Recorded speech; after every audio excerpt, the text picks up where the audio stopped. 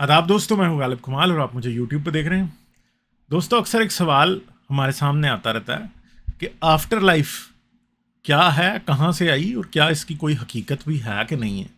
ठीक है, और बहुत से दोस्त आते हैं यूट्यूब पे पूछते हैं, कई और लोग इसको बड़ा इंपॉर्टेंट समझते हैं और आमतौर पे लोग इसको एज ए गिवन लेते हैं।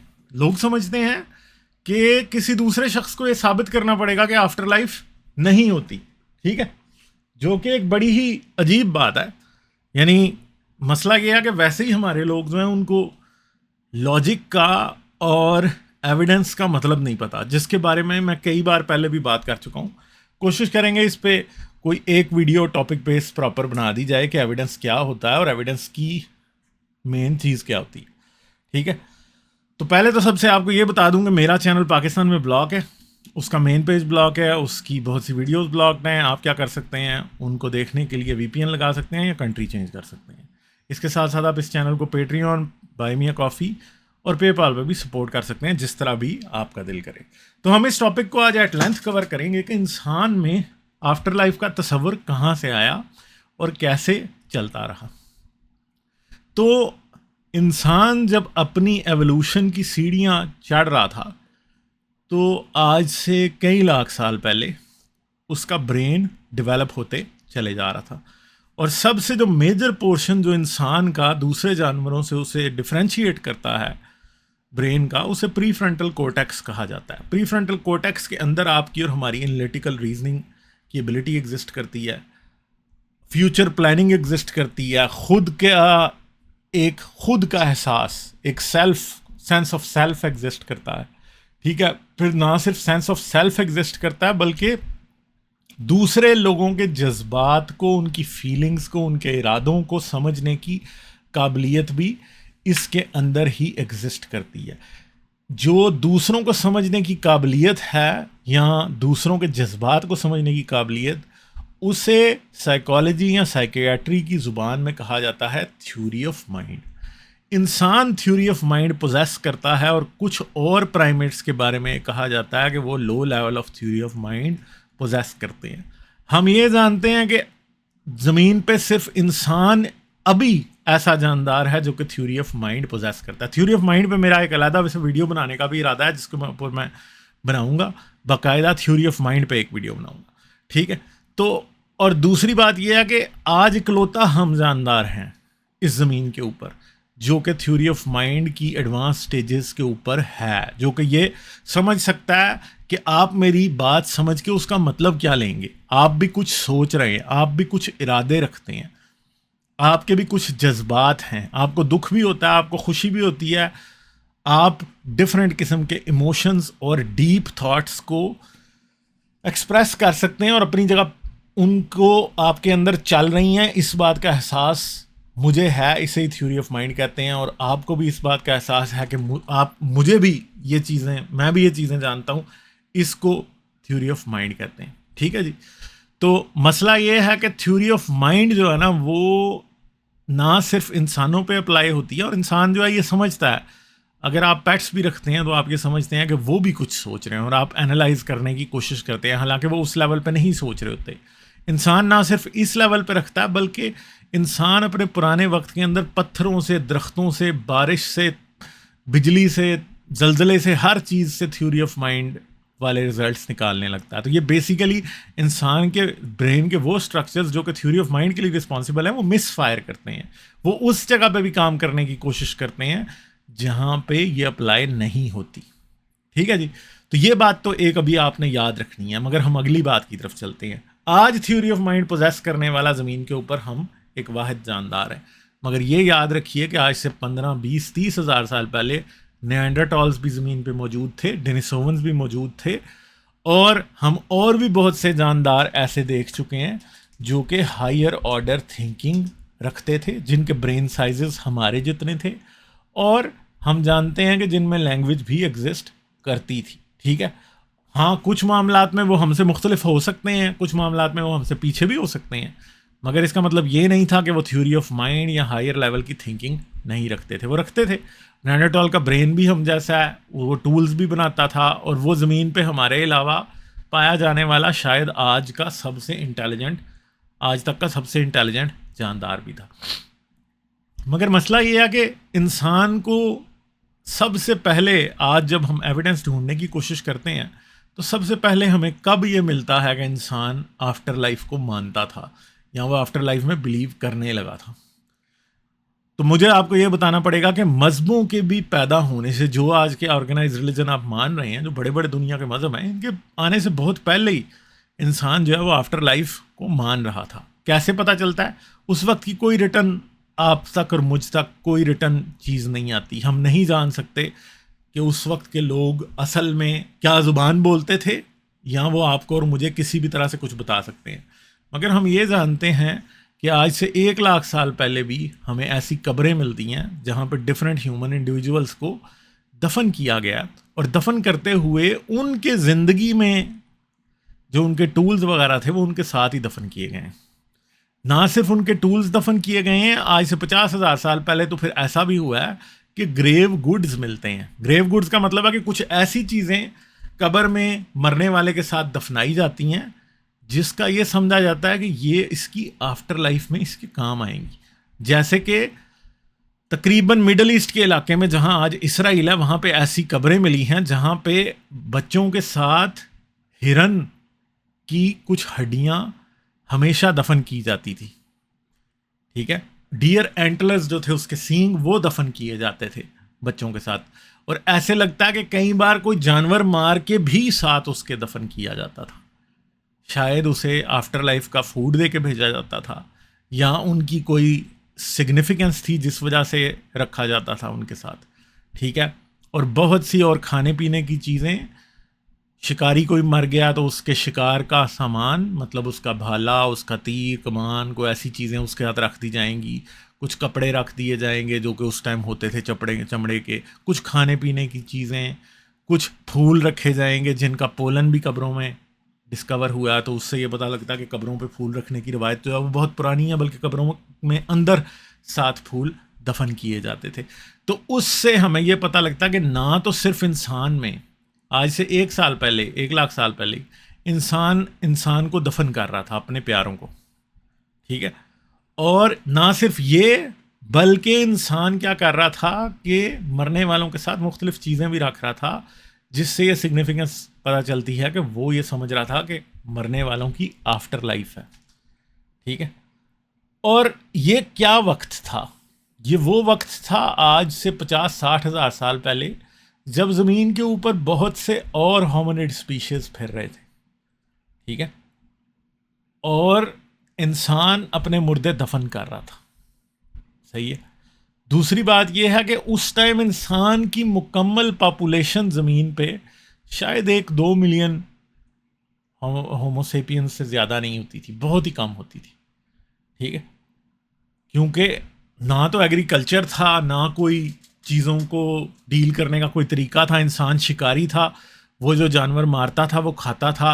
विंटर्स बड़े लंबे होते थे, उस दौरान में बहुत कम ऐसा टाइम होता था जब इंसान फ्रीली मूव भी कर सकता था, क्योंकि आइस हर तरफ स्नो आ जाती थी। ठीक है, तो नॉर्थ की तरफ तो आप बहुत ज़्यादा जा भी नहीं सकते थे। आप फिर कुछ वार्म एरियाज़ में रहते थे विंटर्स के अंदर, और चंद मिलियन से ज़्यादा इंसान की total population all over the world नहीं थी। ठीक है, सही है। तो इंसान इतना फैला भी नहीं था। और अफ्रीका से भी अभी इंसान, बस आज से 60,000 साल पहले इंसान अफ्रीका से तकरीबन निकल रहा था। और ना तो यूरोप में इंसान थे, यूरोप के अंदर हम जानते हैं कि होमो इरेक्टस और निएंडरटॉल्स मौजूद थे। इसी तरह यूरेशिया जो आज चाइना है, वहाँ पे ये मौजूद थे। इंडिया में भी, जो हमारा इंडिया है जहाँ पे हम थे, वहाँ पे भी कुछ ऐसे होमिनिड स्पीशीज़ मौजूद थे। कुछ निएंडरटॉल्स की सब क्लासेस मौजूद थीं, जिनसे जब इंसान आया तो इंसान को सामना भी हुआ। ठीक है, तो अब मसला ये है कि आफ्टर लाइफ के कॉन्सेप्ट के बारे में सबसे पहले तो यहाँ से पता चलता है कि लोग अपने मुर्दों को दफना रहे थे। मुर्दों को दफनाना सिर्फ इस बात को सिग्निफाई नहीं करता कि आफ्टर लाइफ का कॉन्सेप्ट मौजूद था, क्योंकि मुर्दों को दफनाना जो है वो भी इंसान की सर्वाइवल स्ट्रेटजी का पार्ट था। कैसे? क्योंकि ये बात आप याद रखें कि इंसान इस बात को मेक श्योर करता आया है कि मुर्दा इंसान को कोई जानवर ना खाए, ताकि जानवरों को मुर्दा इंसानों को या इंसान के शिकार को, मुर्दा इंसानों को खाने या इंसान के शिकार की आदत ना पड़े। आपको पता है कि शेर आदमखोर बहुत मुश्किल से होता है, हर शेर आदमखोर नहीं होता, कोई कोई शेर आदमखोर होता है, क्योंकि जानवरों में इंसान को खाने की रवायत नहीं है, ठीक है। और उसकी वजह यह है कि पिछले कई लाख साल में इंसान ने इस बात को मेक श्योर किया कि वो जब भी मरे उसे दफनाया जाए या जलाया जाए और उसकी लाश अनअटेंडेड ना रहे, ताकि जानवरों को उसको खाने की आदत ना पड़े और उन्हें उसके शिकार की आदत भी ना पड़े, इस वजह से, ठीक है। तो इसलिए क्या हुआ कि पहला जो दफनाने का जो बैरी करने की रिचुअल है वो यहाँ से, इस सोच से शुरू हुई। कितने लाख साल पहले हमारे होमिनिड एंसेस्टर्स ने ये की होगी, ये ज़रूर किसी ना किसी ने डिस्कवर किया होगा। एंथ्रोपोलॉजिस्ट के और पेलियंटोलॉजिस्ट के आइडियाज़ ज़रूर होंगे, बट मेरे जहन में कोई सिग्निफिकेंट नंबर नहीं है कि होमिनिड स्पीशीज़ कब से अपने मुर्दों को दफनाते आ रहे थे। हम जानते हैं कि नेंडरटॉल्स भी अपने मुर्दों को दफनाते थे, इंसान दफनाता था, होमो इरेक्टस दफनाता था या नहीं, I don't know, but Homo sapiens और नेंडरटॉल्स में तो दफनाने की रवायत मौजूद थी। मगर इसके बाद जब ग्रेव गुड्स आते हैं, कि जब इंसान मुर्दों के साथ उनके शिकार का सामान, शिकार के टूल्स यानी हंटिंग टूल्स या हंटिंग वेपन्स दफन करता है, और फिर रिचुअलिस्टिक फूल और कुछ दूसरे जानवरों की हड्डियां और कई बार जानवर मार के भी साथ जो दफन किया जाता है, उससे ये पता लगता है कि ये समझा जा रहा है कि ये चीज़ें इसकी आफ्टर लाइफ में काम आएंगी और ये जानवर या खाने की चीज़ें ये आफ्टर लाइफ में खाया करेगा, ये समझ के उसके साथ दफन की जाती थी। मगर मसला ये है कि ये चीज़ ये तो सिग्निफाई कर देती है कि इंसान मरने के बाद ज़िंदगी में बिलीव कर रहा था, मगर जो मरने के बाद सारा ये जो कॉन्सेप्ट डेवलप किया गया कि जी मरने के बाद को खुदा होगा, हम मरने के बाद अपने मरे हुए माँ बाप से मिलेंगे, अपने रिश्तेदारों से जाके मिलेंगे मरे हुओं से, ये सारी बातें जो की जाती हैं ये कहाँ से आई? तो इसका बहुत बड़ा ताल्लुक इंसान को आने वाले ख्वाबों से है। ख्वाब सिर्फ इंसान को नहीं आते, ख्वाब दूसरे जानवरों को भी आते हैं। अगर आप अपने किसी पेट को सोए हुए देख लें, एटलीस्ट बिल्लियों कुत्तों को तो ख्वाब ज़रूर आते हैं, बंदरों को भी आते हैं। आई थिंक मैमल्स के अंदर ख्वाब देखने का एक काफ़ी बड़ा सिस्टम मौजूद है, और इसके लिए कोई प्राइमेट या ह्यूमन होने की ज़रूरत नहीं है। बाकी भी दूसरे मैमल्स को भी ये ख्वाब आते हैं, जिनके ब्रेन्स हमसे 10-20 टाइम्स छोटे हैं, उनको भी आते हैं ख्वाब, ठीक है जी। तो ख्वाब जब आते हैं तो ख्वाबों के अंदर आपको अपने मरे हुए रिश्तेदार दिखाई देते, ठीक है। और हमारे यहाँ ये समझा जाता है, किसी रिश्तेदार के मिलने को अच्छा समझा जाता है और किसी के मिलने को बुरा समझा जाता है। कई लोग अपने माँ बाप के मिलने को अच्छा समझते हैं, सास के मिलने को बुरा समझते हैं, ठीक है। इस तरह के कॉन्सेप्ट पाए जाते हैं सब इंसानों के अंदर, और ख्वाबों के मीनिंग बनाए जाते हैं हमेशा। तो ख्वाबों के अंदर आपको मरे हुए रिश्तेदार मिलते थे, और उन मरे हुए रिश्तेदारों को देख के आप ये समझते थे कि वो आज भी ज़िंदा हैं, और मैं जब सोता हूँ तो मुझे मिलने आते हैं। इसीलिए कई बार हम ये भी सुनते हैं कि लोग कहते हैं मरा हुआ और सोया हुआ बंदा बराबर है। और कई मज़हबों में, इवन के इस्लाम में भी नींद को और मौत को आपस में ताबीर किया गया, और क्रिश्चियनिटी में तो ये कहा गया है कि मरा हुआ जो है वो मसीह में सो गया, ठीक है। यानी so and so person is sleeping in Christ and Christ will come back and will wake him up, ठीक है। तो ये बात की जाती है, सही है। तो मसला ये है कि फिर लोग ये समझते थे, क्योंकि वो लोग मर गए थे, और जब हम सोते हैं तो हम भी अपनी डेथ वाली हालत में होते हैं, इसलिए हम जो कि सोने की हालत में एक टेम्पररी डेथ का शिकार होते हैं, और वो जो परमानेंट डेथ का शिकार होते हैं हम आपस में मिल लेते हैं उस टाइम के दौरान, ठीक है। तो उससे इंसान ये समझता है कि मेरे रिश्तेदार जो मर गए हैं वो जिंदा है, ठीक है, और मरने के बाद भी एक ज़िंदगी है, सही है। तो लोग ये समझते थे इस बात से, और ये बात जो थी आफ्टर लाइफ के कॉन्सेप्ट को फीड कर रही थी, जिससे आफ्टर लाइफ का कॉन्सेप्ट इवॉल्व हो रहा था।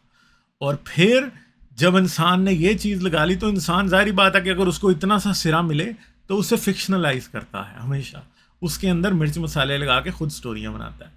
तो फिर इंसान ने, सबसे पहली बात तो ये है कि इंसान के जो सबसे पुराना मज़हब है जिसे एनिमिज़म कहा जाता है, उसमें एंसेस्टर वर्शिप का बहुत बड़ा पोर्शन है, जिसके अंदर सबसे पहले इंसानों ने अपने मरे हुए रिश्तेदारों को ही देवी देवताओं के तौर पे पूजना शुरू किया था। फिर आहिस्ता आहिस्ता चलते चलते क्या हुआ कि फिर खुदा इंसान ने खुदा और देवता बनाए। मगर खुदा और देवता भी कैसे बनाए? पहले मैंने आपको थ्योरी ऑफ माइंड की मिस फायरिंग के बारे में बताया कि इंसान किसी नदी के पास रहता है, किसी दरिया के पास, दरिया में तूफान आ गया, दरिया में सैलाब आ गया और उसके घर उजड़ गए और वो उसके माल मवेशी बह गए और उसकी फसलें तबाह हो गई।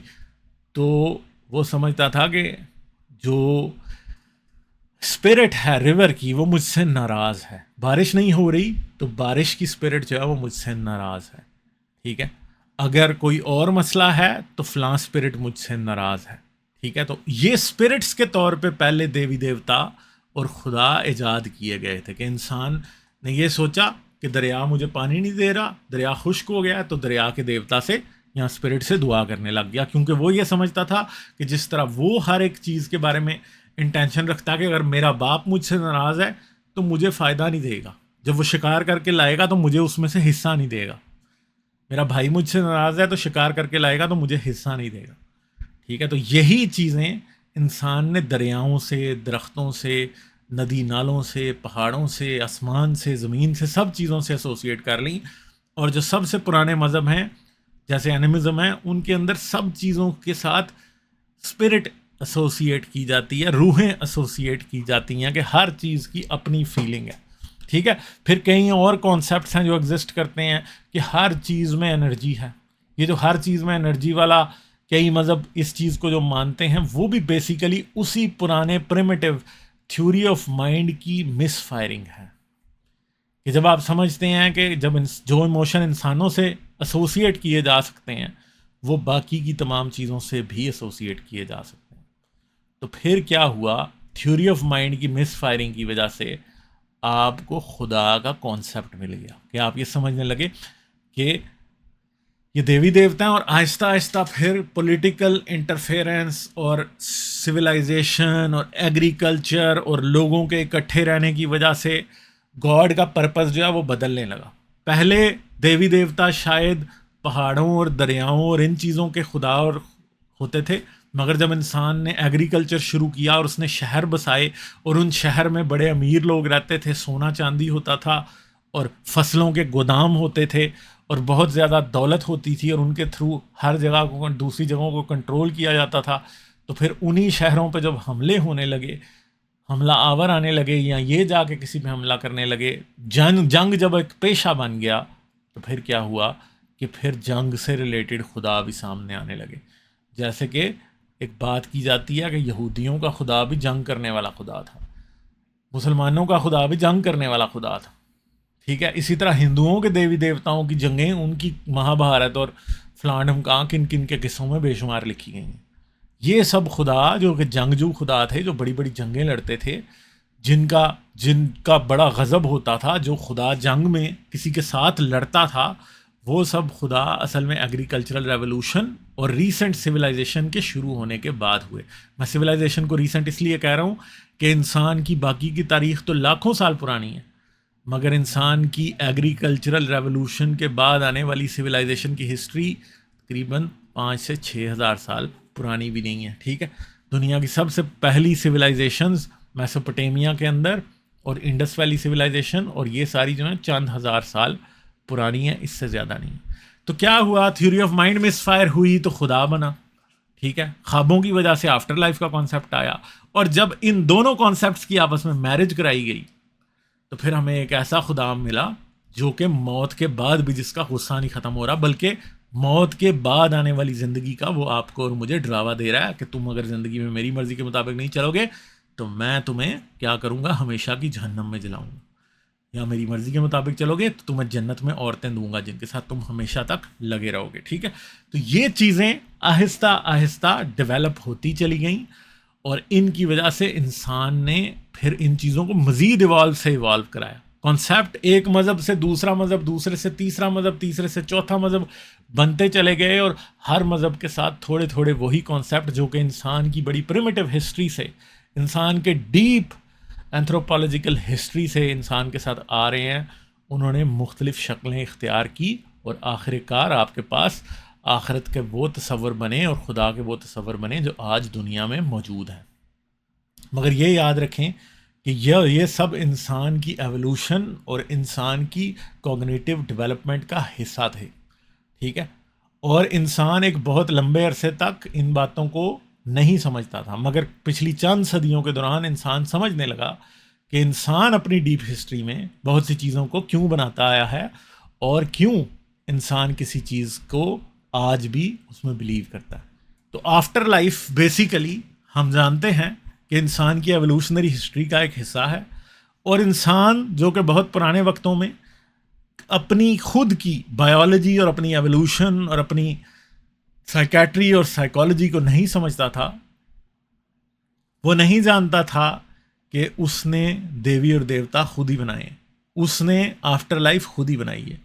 मगर जैसे जैसे इंसान खिरद और अकल की और शऊर की सीढ़ियाँ चढ़ता रहा, जैसे जैसे इंसान को अपनी चीज़ों को समझने लगा, तो उसको आहिस्ता आहिस्ता ये चीज़ें समझ आ गई और उसको ये पता लगा कि आफ्टर लाइफ असल में सिर्फ एक कॉन्सेप्ट है जो कि इंसान ने अपनी कुछ मसलों को सॉल्व करने के लिए इन्वेंट किया है। वो इंसान के दिल को तसल्ली दे सकता है, वो इंसान को दुनिया में कुछ चीज़ों को समझने में या उन्हें हज़म करने में उसकी मदद कर सकता है। मगर इसका मतलब हरगिज़ ये नहीं है कि अगर आपके ब्रेन के चंद रीजन्स इस तरह से बन गए हैं कि वो इस चीज़ में बिलीव करते हैं कि आफ्टर लाइफ है, या वो इस चीज़ में बिलीव करते हैं कि हर चीज़ में स्पिरिट्स होते हैं या खुदा होता है, तो इसका मतलब है कि वो ठीक सोचते हैं। वो ठीक नहीं सोचते। हाँ, हम अपनी इस जबिल्लत को, अपनी इस नेचर को समझने के बाद ही दुरुस्त तौर पे ये फ़ैसला कर सकते हैं कि हमने दुनिया में क्या करना है और क्या दुरुस्त और क्या गलत है, ठीक है। तो ये सारी रूदात थी। उम्मीद है आपको इस वीडियो से बहुत सी बातें समझ में आई होंगी। जाने से पहले इस वीडियो को लाइक करें, चैनल को सब्सक्राइब करें, ऑल नोटिफिकेशंस ऑन कर लें। आप इस वीडियो को अपने दोस्तों के साथ शेयर करें, और अगर आप इससे एग्री करते हैं तो कमेंट बॉक्स में ज़रूर कमेंट छोड़ के जाइएगा। ज़रूर मुझे बताइएगा कि आप आफ्टर लाइफ को कैसे देखते हैं। आप कैसे देखते हैं कि इंसान जो मरने के बाद ज़िंदगी में बिलीव करता है वो कॉन्सेप्ट कैसा है, ठीक है।